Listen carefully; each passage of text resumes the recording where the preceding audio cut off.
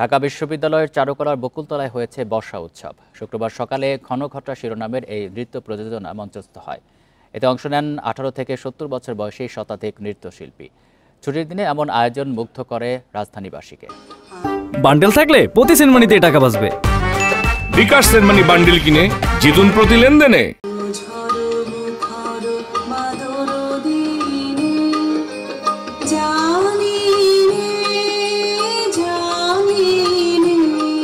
আকাশে কালো মেঘ, প্রকৃতিতে মেঘবর্ণার নৃত্য।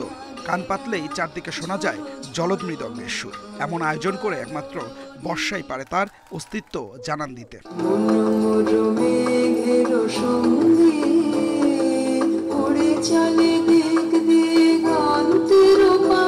বর্ষার আগমন ঘটেছে আগেই।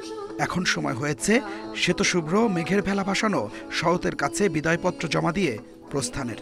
কিন্তু এত সহজেই কি প্রকৃতিপ্রেমীরা বর্ষাকে বিদায় দেবে? তারা তো পারলে সারা বছর জুড়ে জলধরকে ধারণ করে রাখতে চায় গান, কবিতা, গল্প আর নৃত্যের ছন্দে ছন্দে।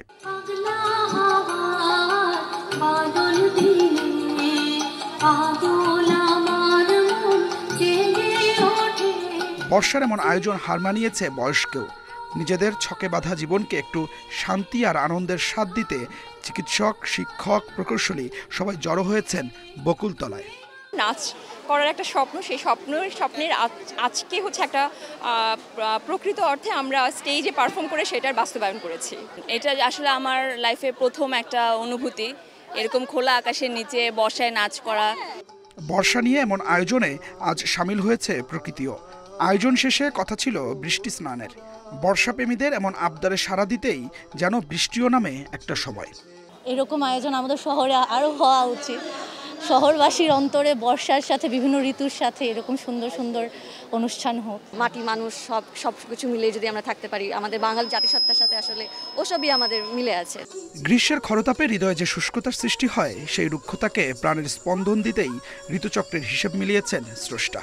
তৃষিত হৃদয়, পুষ্পপল্লব আর বৃক্ষরাজিতে নতুন প্রাণ সঞ্চার করতেই প্রকৃতিতে আপন মহিমায় আগমন ঘটে বর্ষার।